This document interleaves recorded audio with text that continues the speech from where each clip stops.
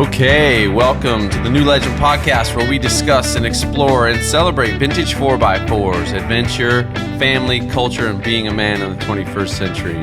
Not going to be a lot of talking about that today. But I'm Sean, here with our co-host Luke. Hello. And also joined by two very special guests, dear friends and lifelong domestic partners, Ben and Tyler. What's up, guys? Morning. This is exciting, man. These are the boys, man. These are some of the New Legend guys. Not some of. These are the New Legend guys. So we're here today to talk about a very exciting topic. The Terrables, the trucks you see behind you if you're watching this on YouTube. The Terrables is a project and a YouTube sensation. Show about rescuing old forgotten 4x4s. And testing modern man's competence to do what our fathers and grandfathers did before us, and taking these types of old technology rigs on epic adventures and getting there and back, just like Frodo. So that's it. All right, tough crowd this morning. But before we go too much further, this episode is very appropriately brought to you by Kenda Tire, the official tire of the Terrables project, right? Oh, yeah. So we run the Kenda Cleaver RTs 35, 12.5, 17s on Vision steel wheels, except for Ben. He has some Vision Manx 2. And the Kenda MTs. Yeah, that's right. Ben is running the Kenda MTs. So really, to date, by a long shot, the most impactful upgrade to these trucks have been the tires and wheels. Would you agree or disagree? For sure. So what's been your impression, guys, about the tires? Well, the only problem with running Kenda's empty is that they aren't full. They're flat. So. Empty. It's a joke. Get it. That's a good one, man. That's good. But really, Tyler, you've run a lot of different tires and autocrossing in your car background, have had a bunch of Jeeps and run a bunch of different tires. What do you think about the RTs? I've been very impressed with them. I've actually tried telling a bunch of people that are looking for tires to try them out. I mean, they're reasonably priced compared to other similar tires, and so far on the Fritz bits, they've been amazing. I know we did the Jeep show down in Cambridge. Yeah, they were caked full of mud, and they just kept on digging. Yeah, and that's what one of the things I've been most impressed with is just road noise. Like, they're really quiet. Yeah, and even how are the MTs? They're not as quiet as your guys' tires, but they're still pretty quiet. Yeah, I've had other mud terrain tires, and they were a lot louder. So. Yeah, and they've seemed to be wearing really well. We probably have 5,000 miles on them. And my truck's got a bunch of miles on it, and they're still wearing nice, and they're still quiet. So so props to Kenda. Thanks for building a good tire, especially a tire like this, something in between an all-terrain and a mud terrain. So we love them. Go check them out online. Kenda Cleaver RT. They also have a ton of other tires for like your wife's minivan and stuff like that. So, or cool Scout, whatever. Okay, so guys, let's start. Luke and I talk about this a lot, so we've already kind of beat this one down. But for you guys, Tyler, what was your first car and what did it mean to you? My first car was a 1989 BMW 325. Really? Yep. I didn't know that was one of your first. That's what got me hooked on BMWs. Okay. Set the pace for all the rest of them. And what did that car mean to you? Good question. No, it was. I was a high school kid. I had a sports car. It was not a BMW where everyone's like, oh, you drive a BMW, it's expensive, all that. No, it was a $3,000 car in high school. It was salvage title, but it was an amazing driving car. I said that's what got me hooked on those cars. I've had 7 of them since, and I think it just started all of that for me. Like just the joy in driving. Yes, for sure. That's cool. Yeah. All right, Ben, how about you, man? First car, kind of what did it mean to you? My car was much less sweet. It was just it's still sweet. It was a 1993, I think, 92 or 93 Crown Victoria. The white LTD. one. Oh, yeah. That thing was sweet, man. 5.0. Oh, yeah. That thing could not get out What of year its was way, it? but it was good. 92 or 93. Yeah. It was. Because it had like it was the pretty early. HO 302, like the 5-liter in it. Yeah, Yeah. yeah. That thing was sweet. Remarkably square. Yeah, very square. One time I got pulled over for excessive acceleration. This was in high school, and I was like, I floored it as hard as I could, and all it did was just kind of like, and I stopped at the speed limit, which it took me a while to get there. Yeah. But then police officer pulled me over, and he's like, "You know why I pulled you over?" And I was, no. He's like, took off a little fast back there. But So Ben, you grew up out in like super rural Iowa, Yeah, right? Like a yeah. farm Yeah. community. Yeah. So what did it mean to you to have a car like that? A sweet Crown Vic. it meant that I could get places. Yeah, and so I freedom. could go to work, which was big because I worked so that I could go hang out with my friends. Yep. And the car was an instrument for that. So it was. And would you pack your six buddies in there and? Not usually, because I was usually driving from the farm. Got it. Yeah. So. Well, that's exciting. Yeah. So because one of the things we talk about a lot in the podcast is just the joy and like the celebration of driving, like just and the freedom that it brings, and it's an interesting reality. They say that this generation of young people right now, so like the kids that are 15, 16, this is like the last generation that will have to learn how to drive to work and to explore and to do things. There's going to be a whole new paradigm of driving. So that's kind of sad to me. Just shifting more and more towards, I'm just trying to get somewhere. Yeah, just trying to, and like, I think one of our guests was talking about just that young people, they go, I don't want to learn how to drive. Like, I'll just Uber or do whatever. So, but anyway, so it is cool. Yeah. I remember driving around. So I grew up in kind of rural Connecticut, so different than rural Iowa. More like dairy farms, very hilly. And my brother was 2 More years like old. hillbilly. Hillbilly, not a little bit, yeah, probably. But my brother was 2 years older than me, so we just my parents were super cool. My dad is a car guy, and so we just had a lot of cars around. So I remember like 14 years old ripping around this Toyota Corona station wagon, manual transmission, and this cop drove by, and I'm like, oh, how do you know? That's crazy. And I was all scared. Just paranoid as heck. Super paranoid. And then, but I loved it, man. One other funny story. I was really, when I was 15, I started getting into C10 Chevy pickups, like 68 to 72 Chevy pickups. My dad bought one for me for my 15th birthday. Kind of lit a flame of like collecting them and just parting them out and trying to get one going. But one time I bought this. It was like a 71, had a 402 big block with a 3 on the tree. And that thing had a lot of torque, so I could do some good burnouts. And I was ripping around this corner, and the door flew open, and I almost fell out. I grabbed the steering wheel, and the door was like, then it turned funny. I went over this curb. It was pretty fun. So anyway, now let's talk about the Terrables. We're going to introduce the Terrables. Each one of these guys is the steward of a truck. So let's start with you, Luke. So tell just 1 minute, quick. Introduce your Terrible to the world. Okay, quick 1 minute off camera here, but it's a 1978 Scout Terra. So this is it's like a Scout 2, a little bit longer, sort of the truck version of it. Yeah, like a non-separate bed, Yeah. like an integrated bed. Really unique pickup. body style. Really cool. And the truck that really started the whole Terribles movement.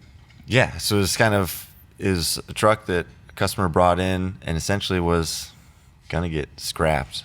It was like his brother's truck, right? And it sat on his farm for like 10 to 15 Something. years. It was Yeah. seized up, nothing really worked. Had a weird he already took the 4-speed out of it and put a that's 3-speed right, yeah. manual in it. Those are just junk. Pure jank. Yeah. And so I kind of just said, "Hey, can I have this?"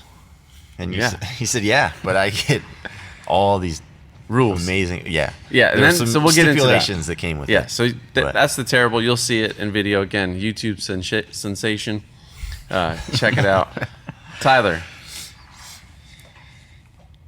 So behind, also off camera, the Fritz bits. it started out as what? We had a customer's truck in, and it was just very structurally shot, all rusted out. And you said that we weren't going to use the tub. You're like, hey, you should build that truck. So then I found another truck, got some parts, You bought a 1980 from deep in the woods of Iowa, right? Deep in the woods. The thing was buried. It took me like 2 hours to drag it out and onto a trailer, and Also no floors crazy in it. rusty, yeah. Yeah, there was the bottom half was completely rotted out of it, pretty much. Yeah, just a quick little side note. For one thing that's really fascinating about restoring Scouts as a specialty is like how geographically they rust differently. Yeah. So like when we see Arizona trucks, sometimes the dirt is like acidic or something, so they kind of rust where dirt gathers. But California trucks, right, they rust from the top down. Yeah. So hard tops are kind of shot, windshield frames. Yeah. But like the bottoms are typically solid, except for where salt water like drips down and hangs out. But Iowa trucks and Midwest trucks in general definitely rust from the bottom, like bottom, inside, and out. Oh yeah. It's all that Real bad. Salt. Yeah. Okay, so Fritz Bits currently kind of has a 1980 grill. 1980 grill. Which 1980 grills, I think it's in camera. You can see the only year, one and only year, with a rectangle headlights. Which this guy hates. Some people hate, some people love it. Not my thing. I don't know. To each But it their own. works. And yeah, that was on the parts truck. Try to keep some of those parts. Had some real cool pinstriping Yeah, on it. Some super old cool. school touches. I like it. But yeah. Awesome. So yeah, and props to Greg Weeder for his tub. I mean, we're building him. You'll see it this year. A really beautiful Scout 2, but we just couldn't. We can't use rusty tubs. Like it's too difficult to fix, and they're never just quite right. Especially when they're structurally from the inside out gone. So, thank you for that donation, Greg. We will put it to good use. Ben, what do you got? Your truck, the longest ownership of any one of the Terrables class trucks. This is true. Yeah. So tell us the story about your truck. Well, that's a 1971. It's the yellow one back there. Very early model Scout 2. It's not as pieced together as everybody else's, but it has been through a lot of upgrades. So it's got like newer Scout axle, newer transmission, 4-speed, all that sort of stuff. And what is like your philosophy? Like, because you definitely have a distinct philosophy about the mechanicals of the truck. Yeah. So the first philosophy is keep it simple. Like, I don't want anything complicated on it. It's got manual brakes, manual steering, Awesome. manual transmission. Yeah. It's like basically if it breaks, I can fix it with a few wrenches and keep going. It's cool. Very simple. Doesn't have any luxuries. It's a soft top, so it's like driving a tractor around. Like that's why it's got a straight 6 in it. And I just remember driving. We had like old straight 6 tractors growing up on the farm, and it just feels like that driving around. Except for I can go a lot faster. So Yeah, it's good.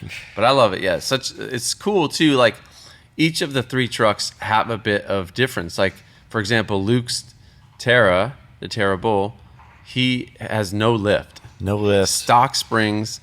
Are we all 35s? All 35s. All Yeah, 35s. so That's good. that's really I'm unique. 33s. 33s. Yeah, because I didn't want to cut my fenders. Yeah, That's right. true. Which works on your truck. Like the 33s are really perfect. Yeah. Again, Yeah, 'cause that's the other Again, it keeps it simple. It's smaller tires. Yep. Keeps it Sure. keeps it from breaking things. So. But for ours, our trucks were rusty enough that we just went, what the heck? There's no metal there anyway. Right, yeah. and Tyler, like you have a vision to like. You always talk about putting 40s on it and Mostly 1 tons. joking, I but- know, but you tend to be probably the most extreme driver amongst us. Gotta keep it exciting. Yeah, the Terrables typically at this point been like the extraction rig because you're the only one with a winch. Yep. But I'll introduce the Shenandoah right behind us. It's a 1970 Scout 800. We bought it. I think Ben and I bought it. We went and got it like in 2008 or 9 probably. Yeah. Yep. As it was from Shenandoah, Iowa, at a hospital. It was like the plow truck. Yeah. And so it was super rusty. Like the whole back So half of bad. it was basically gone. And so in the front half too. In the It front was half. like no So- floors. You sit down Yeah. in it and you sink. Yeah, Yeah, so we it's- rebuilt, like we did a quick rebuild job on it and basically put it into use. We did the flatbed, but it was all super fast. Like we built it quickly the first time around. 2 It had days, an original yeah. 304 4-speed, and we kept the plow. We used it as our shop plow truck. And for one season, and then we had a massive flood in Ames where it was literally to the top of the steering wheel underwater. And after that, it just never recovered. And it sat for probably Yeah. another 8 or 9 years. The thing is, we actually parked it in the backyard of the shop before the flood because it was like leaking Yeah, everywhere. that's right. Out of like there was just oil everywhere on it. It's pretty bad. I'm pretty convinced there was no valve cover gaskets. It would just leak Not at all. so Yeah. bad. And it would go right onto the manifolds and just smoke like crazy.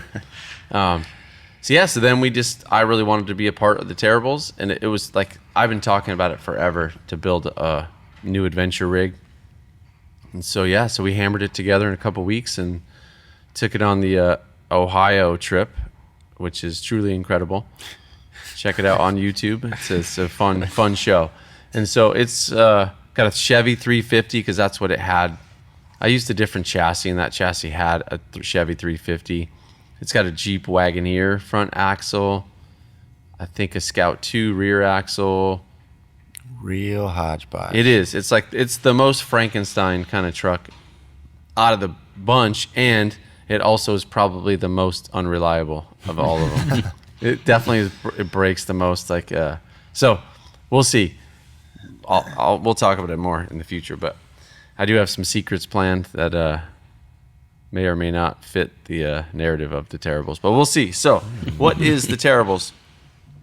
So, we as a company, New Legend, we build really beautiful, very high craft, I would say, Scout 2s and trucks, and we're very selective about those donor trucks that we start with because we really do. We've seen through the years and a lot of experience that what you start with, plus like the amount of attention to detail and quality you put in, gives you the quality on the back end. So there are all the I would add too that that's not because we can't fix it. That's right. Right, like we've fixed trucks that were gone, like Right. all the floors, like all the braces and everything there. But it's more of a time, like people want their trucks now, and if you can start with something better and straighter and less rusty, you're gonna get it faster. Yeah. And that's part of our philosophy with that too, because we can fix rust. It's not Right. it's not Right. rocket science. We can do Yeah. it. But it is nice. Yeah, that's kind of the thing. It's just so nice to start with a clean truck. And so we is. work really hard at that. So we're left with these Scouts that are too rough to restore. And so, Getting windy in here. Getting windy. really It's like a class 5 you guys can windstorm hear that. outside right now. So we all love just trucks. And we've all seriously, we can go anywhere, see 80s cars, 70s cars. Kind of not a ton of modern Anything. stuff, but yeah, we just love it. So we hate to see trucks scrapped. Like the guy that I bought anything Scout from in 2002, he speculated that he crushed over 1,000 Scouts, like parted them out and crushed them. And back then, I guarantee you, 80% of those were way nicer than the Terrables. This way has nicer. rust gone. Yeah, has a little rust hole in the quarter. Smash it. Yeah. So we hate you part out these trucks and then you just crush them. We're like, man, why don't we do something fun? And we put modern technology, the appropriate amount of technology into our trucks. So just enough to be reliable, functional, efficient, and have a good level of performance. We keep the aesthetic, the vintage aesthetic. We love that vibe. But we also enjoy the testing of our competency. Can we do it? Can we adjust a carburetor? Can we adjust points? Can we fix basic things? And taking these trucks on epic road trips is just what people did. When I was a kid, my pops was driving around We took road trips in a 66, 67 Jeep Wagoneer that had a 327, 3 on the tree. And we'd take that thing on like 1,000-mile road trips. And Do you ever remember breaking down? yeah, a couple times. Yeah, where we had to like put the truck on a flatbed and just like we're all crammed in the cab of a flatbed. But not a ton. Like we drove a 69 Blazer across country that was my grandparents from California to Connecticut, and we made it great. So like, but back then there was a different kind of infrastructure in our country. Like you had gas station mechanics on kind of every corner. Yeah. So can we, the premise of the Terrables is really simple. Can we do it? Right? And learning. I mean, I know I've learned a lot. I mean, I know some about other vehicles, but not so much about stock Scouts. I mean, we don't work on stock Scouts. Yep. So just having my truck and being somewhat competent with tools and some knowledge, just learning from you guys how to do some of this stuff too. Yeah. It was really nice to go out in a group. 'Cause Yes. you're not just like, oh crap, I forgot this, or I don't have that, or I don't know how to do this. But together, usually Right. we either have the right parts or tools or knowledge. Yeah. And outside of the Shenandoah, that is some of the philosophy, because like we could carry one axle shaft, like, and it fits all the trucks. We can carry one, whatever, and like it just makes it easier for spare parts. You're gonna be hosed come Moab. I'm gonna be hosed, man. I'm telling you, I already am.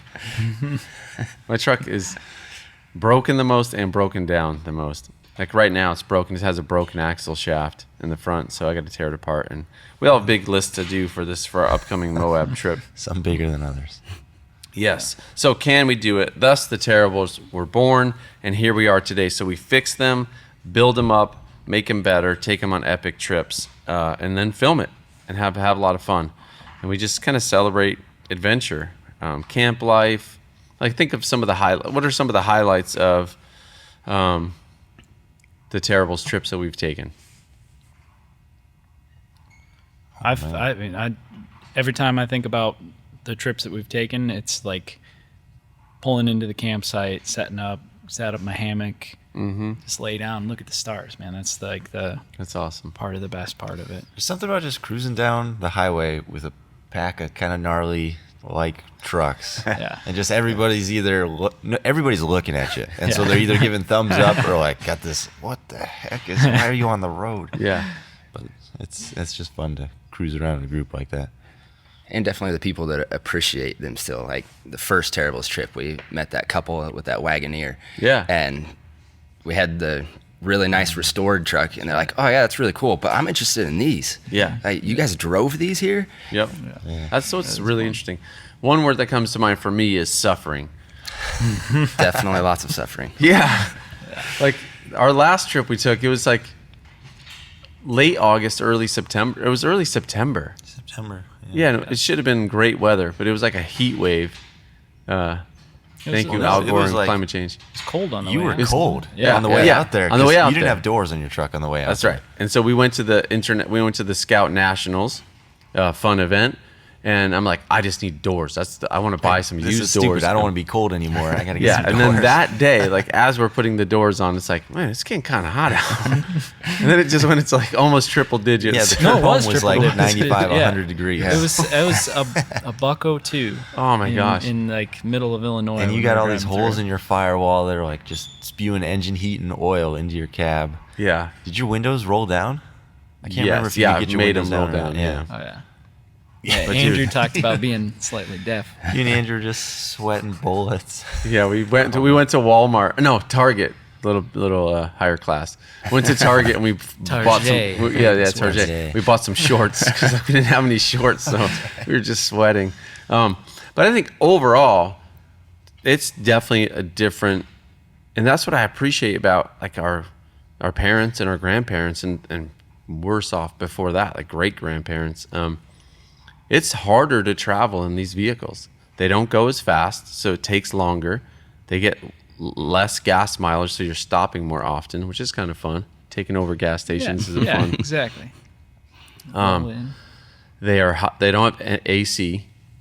Ours don't, anyway. Yeah, ours don't. I mean, I'm sure a lot of cars in the 70s and 80s did have AC, but it didn't work very well. There's a lot of wind noise. the ergonomics of the seats is not like Yeah. Ben's seats and my seats are both like, I have a stock like 71 to 74 seats. Ben, you have 76. Yeah, the mid back. The mid backs, Yep. but they have like this bar that rides So horizontally across the seat that's like right at your tailbone. bad. Yeah. So you just get like this searing pain in your tailbone. It's bad. It's bad. Real bad. But that And it's is what- interesting too. Like you don't think about like, oh, I've got my window down. Like a newer car, you're driving around with the windows down. It's like you don't think about it because you're just gonna put it back up as soon as you get on the highway. But when you're cruising down the highway with the windows down for like hours and hours, that like wears you out Yes. really bad. Like just the wind noise wears you out. and the Can't wind. take it the- anymore. I wear earmuffs now on all our trips. Yeah, 'cause smart. It's too Yeah. much. Our last trip on the way back, I wore earplugs the whole time because you just can't stand it. Which then it's interesting because then you don't talk to people. Yeah. You're just like on these. You're just in your own headspace, which is kind of actually refreshing Right. in a day and age where we're always connected to technology. Yeah. That's interesting too, because when you're driving these trucks, trying to do anything on your phone is Right. impossible. Yeah, because you are like a little bit hurting them down the road. Oh, yeah. Like you're, Yeah. Not supposed to be doing that while you're driving Well, anyway. but who honestly Tyler. actually obeys those Yeah, laws? you mean you just do it a little bit every now and then, a few seconds, you know. and like radio, it's hard to listen to music. You have your radio cranked and you barely hear it. I don't have a radio. But those are rich, man. I don't have a CB radio cranked. either. Yeah, we try to use CBs, but you can't hear them very well. So Hear that's the one. anything. Okay, so let's talk about this. So, those are kind of some of the things we love about the Terrables.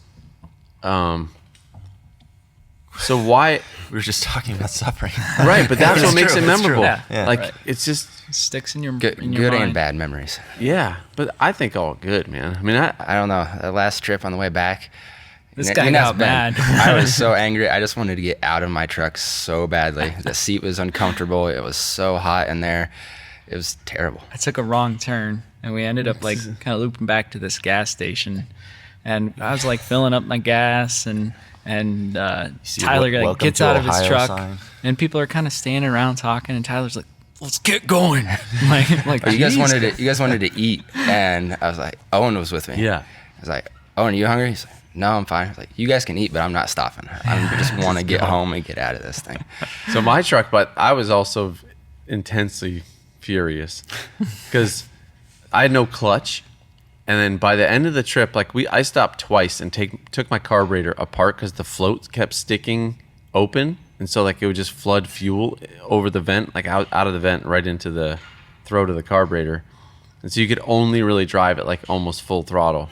And so I was just beating on it, and by the time I had to throttle, no drop clutch. Andrew off at his house in Des Moines, so I had to start it in gear, and it was flooded, so it wouldn't start. And so I just, oh man, I was so frustrated.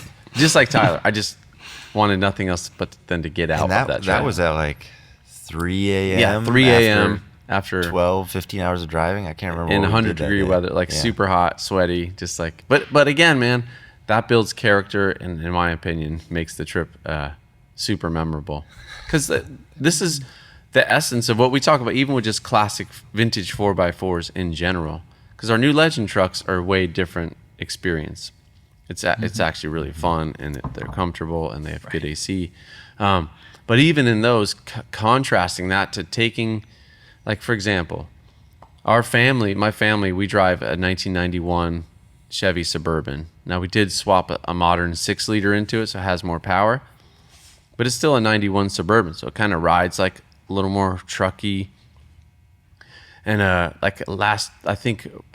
right before I was transitioning between square body Suburbans, and we went to Chicago and we rented a 2017 GMC Yukon XL. And it was like, the kids were like, oh, this is so fancy. But it was just boring. It was just boring. And the lane correction thing, it was driving me nuts. That actually reminded me, Andrew's been looking for a new vehicle. I was talking to him the other day, and we were talking about old BMWs and Yeah. old Toyotas. I always see this thing. It's life's too short to drive boring cars. Mm-hmm. And for some of us, it's so true. Like everything I have to change, modify. People are like, why don't you just have something new? it's so boring. You just blend in with everyone else. Yeah, and there is a utility to just like buying the minivan and hauling the kids around, and life is sure. busy and all that kind of stuff. But we're fortunate to be able to have access to these kind of rigs and access to some experience and knowledge about how to fix them and work on them. So it's really fun. Okay, so what makes a Terrible different than just like a beater? I think, like I said before we started here, just kind of the vision of it. You know, a lot of around here in Iowa, anyway. You know, you got a bunch of farm kids that have an old beat up Chevy pickup or something, and you know, what do they do with that? They drive it around the farm, they bury it in mud holes, and that's its life. We're not trying to do that. We're trying to do overlanding, trying to do trips, trying to actually drive them. Mm-hmm. They are old beat up trucks, but I think we each have a vision. But the end vision is still to use the truck and to drive from point A to point B. I like and it. Actually travel. Yeah, that's awesome. What else, guys? And part of it for me is the respect for the vehicle and respect for the people that owned it before me. Mine was given to me, so it came with a bit of responsibility of like, man, this was cool. Somebody gave this to me. You actually gave it to me, or Brian gave it to me. So out of respect for you guys, I want to take care of it, and also want to just preserve it because it's a really fun vehicle. It's gotten me a lot of places. There's How a lot long of have you had memories it? in it. Since 2010, I think, Okay, 10 or so 11. eight Yeah. or 9 years now. Yeah. So That's a lot of your adult life at this point. yeah, it's true. That's awesome. That's true. What else, Luke? What do you think? Yeah, I think the challenge, like Tyler was saying, of taking them on a couple 1,000-mile road trips, you need to put in some real quality work if it's gonna last. Yeah, that's one thing I thought about was maintenance. A lot of times, like just kind of beater trucks, like you just pull them out of the junkyard, do just enough to get it running, and then just go beat the mess out of it and throw it back in the scrap heap. Yeah. That's not what we're hoping to have these things around for a long time. Right. And we really have grown an affinity for them as characters in our show and just in our lives. I think as a group too, we push each other to like keep it out of that realm too. Like Tyler was running around without any dash cover on his dash, and it's just bugging me like crazy. It's like, dude, you have to put something on there. It looks for so the dash bad. pad. Yeah. That's awesome.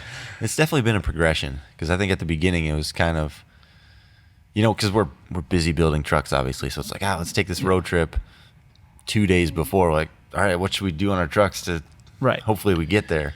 But it's slowly improving. Like we're taking bigger and bigger road trips. We got to do a little more, continuing to push the envelope. Yeah, the way I like to think about it is for me, the vision is I'm trying to bridge the gap, and I think we are collectively trying to bridge the gap between a show and a group like Expedition Overland that is very methodical, very precise. They have fun, but it's new rigs, latest and greatest technology. Right. Crazy budgets. That's not attainable for everybody. That's right. And like Roadkill, which again, love that show, love those guys. But what kills me about Roadkill is that they'll find a cool vehicle, literally just beat the crap out of it, and then just dispose of it. And that to me is just so difficult. And we also want to portray, like Ben, you said, responsibility, right? Yeah.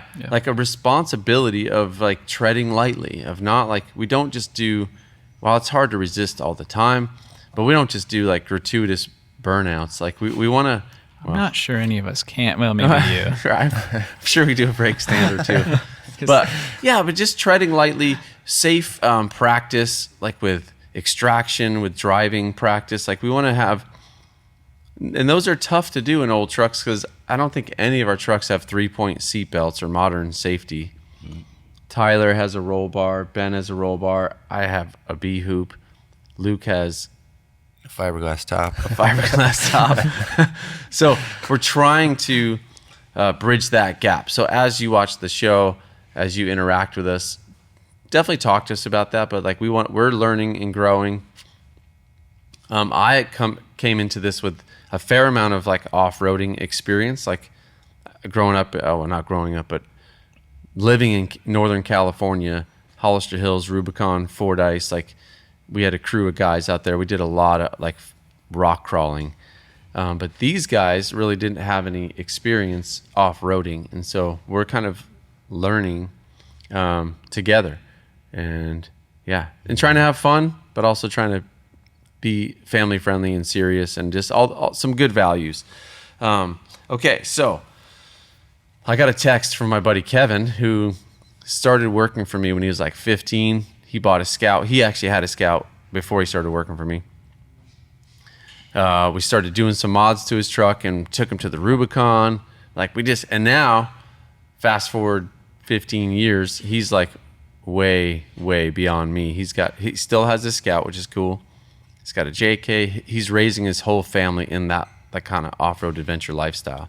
But he remembers the progression of his Scout going from basically a spring under 33s to a spring over 33s, 35s, then 40s, then 1-tons, then like Ford Leafs, then Lynx.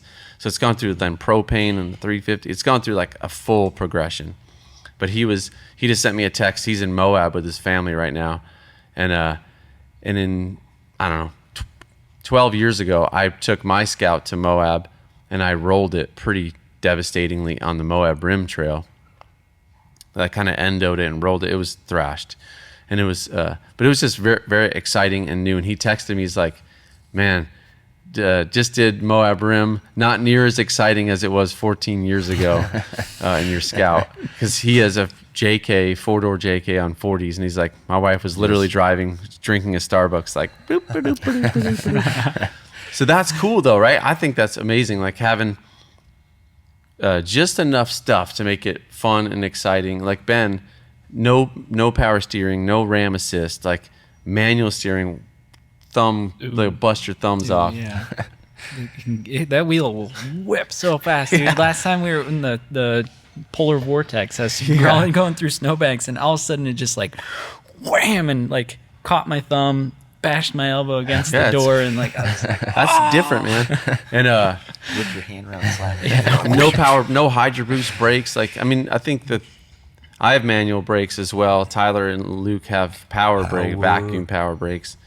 Yeah. But that changes the way you drive, and it changes the way you do things. Right, as of right now, all the trucks are open differential. So let's talk about this, because we talk about at what point do we lose the vision of the Terrables? For example, if I LS swap the Shenandoah and go to like, 6L80 LS, like does it start to lose the character and vision of the Terrables? So let's talk about the next evolution for the Terrables. Chapter 2, if you will, is progression, if I had to say it in a word. Because we're going to Moab, and you can't just take a truck out of a barn, put fresh gas in it, and go to Moab and actually wheel for a few days and then make it home. So what do you guys think about progression? What makes you worried about that? What are your hesitations? What are your excitements about progressing the trucks, as most people do when they get an old truck? When I think of progression as far as like off-roading and stuff like that, a lot of times the temptation is bigger is better, right? Like 40s. More and more and more. But like you put bigger tires on it. That's right. Guess what? You got to do a lift. You got a lift and bigger tires. Guess what? You got to do bigger axles, because those tires are going to snap those axles. Then you've got all this weight, and you're like, I need more drivetrain. So then you put a bigger engine in it, and then... Yeah, it's a scope creep trickle-down effect. Where does it end? You've spent so much money, so much time upgrading this vehicle to... Yeah, and you're just moving the weak point. Right. It's just shifting from the stub shafts to the drive shaft to the transfer case. Right. But that was the thing I appreciate about them right now, is it's very attainable to the common man. Just like very low budget. Like, let's see what we can do, kind of pushing the limits of very basic machines. I didn't get a chance to say it, but my second philosophy with my, I said the first was keep it simple. The second one is actually keep it stock. Like as far as like attainable, like Scout parts that would have been available in the 70s, basically. Yeah. The nicest thing I could get in the 70s on my Scout, basically. So that way it's built how it was meant to be built, in the the way that they kind of like engineered it. They found the weak points, they built it a little bit better, So by 1980, they had a pretty difficult to break vehicle as long as you kept it fairly simple. Okay, Tyler, I think you have a tiny different philosophy, maybe. Yes and no. I think it's changed a little bit. I know I always joke around about 1 tons and 40s, which Rockwells. would be cool. Kenda, if you're listening, Yes. get these guys some boards. But I know you and I have talked about it a lot, that it's, like you said, you keep going bigger, you got to make everything bigger, better, stronger, and you're just moving that weak point down the road. But we're not building rock crawlers. We don't have That's right. rock gardens or anything here in Iowa. We're building essentially budget overland trucks. Yeah. So why go to that extreme? We don't need that. I mean, the trucks are, even with open diffs and how they sit right now, are very capable. I don't think we haven't done anything crazy extreme. Yeah, but beyond the capability. yeah, but we've done a lot of stuff that they've done very well at and haven't been like, oh no, we can't do this. Okay, so but to your earlier point, you said you're a guy that just can't leave well enough alone. Yeah. And you like so, and I think, Luke, you mentioned the common man. If you look at every forum, the majority of the experience of every person that buys an old classic car, progression is a key thing that drives them. They go like, how do I make it better? How do I make it a little faster? And whether or not it's like the smart decision, because I think you can argue a lot of people that do go nuts, like building, like they took a stock Chevelle and did this crazy resto mod, or took a stock Scout. I think a lot of people would say like, oh, I kind of like, I do. I miss it when it had 33s and a 4-inch lift and it was challenging to go do moderate trails. And now I need like hardcore rock ledges to have the same kind of fun. But however, so progression is a key part. So, what are some of the things, like, because we've talked about, like, we open diffs, like a locker helps so much. And why wouldn't we? If we can start to say, hey, most guys do equip them. So for example, you have a roof rack on yours, like I have some stuff on my bed, like you have a rooftop tent rack that you made, that's progression, that's not exactly stock. And so because you want it to fit what we want it to do. Yeah, I think that's part of my, not leaving well enough alone. It was just change, just to be different. Not necessarily the biggest, baddest truck around, but just to be different. Like, you guys know my crazy snorkel ideas, like stuff like that. Just, like you just said, refrex, bumpers, just changing it up a little bit. Yeah. And purposeful for what you want to do, right? Yeah. If you put something on there that's like, oh, this is going to make my sleeping better, or oh, this will make my being able to carry what I need better, storage and that sort of thing. And there is a reality, like, no matter how you want to think about it, there's a reality to, like, when we've already put 35s, like 33s. So for example, your truck would perform better with a little deeper gears. Oh yeah. So you go to 373s and maybe a limited slip, like now it's like refinement. It's refinement. I agree. And there's definitely like too far. You can go too far. But Luke, he's got 307 gears and 35-inch tires, which he's really proud of. But he goes like 68 miles an hour at 1,200 RPMs. Oh, that's sweet, man. And my argument to Luke is like, that's cool in Iowa and Ohio. But the second you go to like up in the hills and in the mountains, he's going to be in second and third gear all the time on the highway. And it's going to be annoying.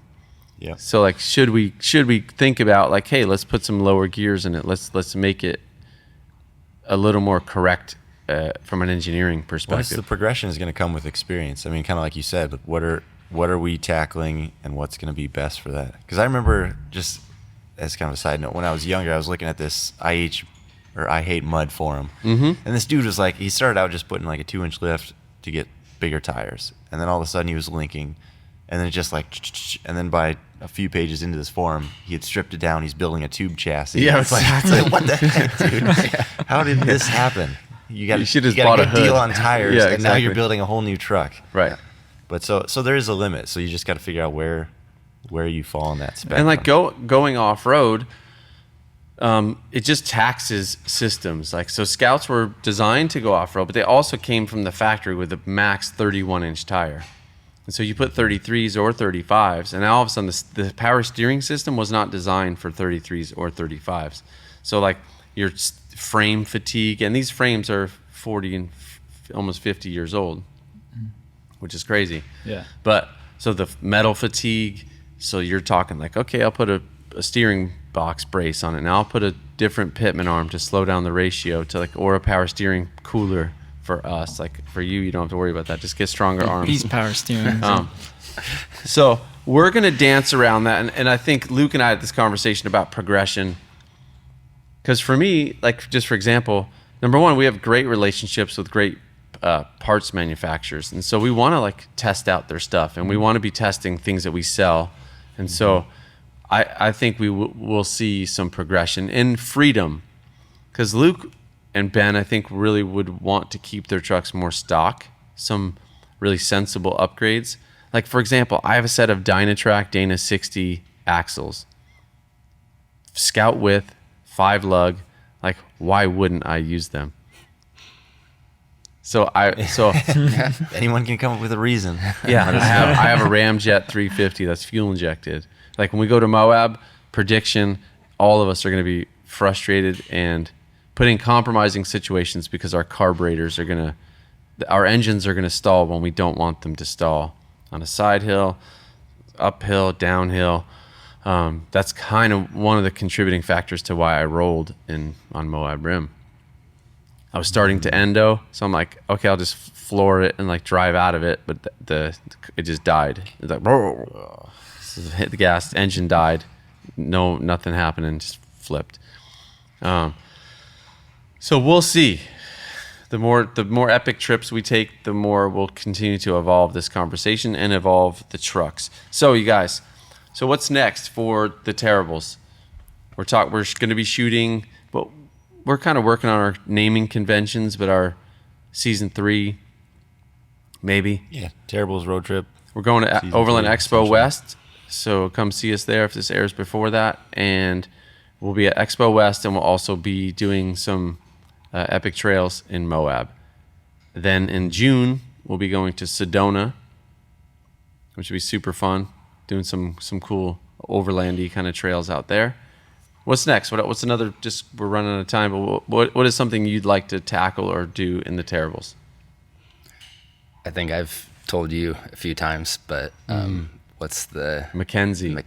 Oh man, yeah. Yes. Expedition Overland. Props to you guys for excavating that track. We're super stoked. Yeah, we want to. Yeah, just watching that, their it's first one inspiring. where they're just out with chainsaws the entire time. Like that looks like a lot of work, but a lot of fun. Yeah, that would be epic. Yeah. We'll have to talk to those guys about doing that. Did you ever talk to those guys about doing it? Not We about should talk to them. Okay, Ben, what do you think? And I'm game for anywhere. I just love driving that thing. So I'm actually going to take mine on my honeymoon this summer. Getting married in That'd be June. fun. So my fiance and I were. She was like, one of the first times we really talked. She actually saw the Scout and was like, "Oh, that's a really cool truck." Like, and then she saw it was me. We knew each other. She didn't know it was my truck when she saw it. So it's been a fun thing that we've beat around in, and it was really fun. So you're going to Colorado? Yeah. Yep. In that'd be awesome. June in the Scout. Yeah. So. No. Think you'll get off road a little bit, go explore Probably. some trails? Yeah. That'd be Yeah. awesome. Definitely. Super, super cool. Luke, how about you? I'm ready for some drag races. Yes. Yeah. I'll do some summer drag races here. Yeah, we Slow talked drags? about some Slow no, drags. fast drags. Medium drags. We have maybe. some really fun ideas that we're gonna do. But so go and drag racing. Yeah. So if you have somewhere for us to drag race, let us know. Yeah, exactly. I kind of want to do two places I'm interested in going to. One thing unique about everyone that's listening that's from the Midwest, you can feel our pain, but there's like you have to drive to get to cool places. Like especially in a 4x4. There's other things to do, but so driving to Colorado, 10 to 12 hours. Driving to Moab, Utah, 20 hours. And in our Terrables, probably 30 hours. But Ben, who is a guest, Ben Mars, who's a guest we had on the show, he just texted me about this, I can't remember the name, but in Arkansas, he just said there's some rad kind of places to kind of explore and camp and fish and climb and just really cool off-road stuff in Arkansas. So I'd like to get down there, and I mapped it last night, and it's like 6 to 7 hours from door to door. So for us, 10 hours, that's definitely doable. And number 2, the South Dakota Adventure Loop. A friend of ours, Ash Burton, has done it. He said it was awesome, and so he's been talking about just kind of guiding us and going with us.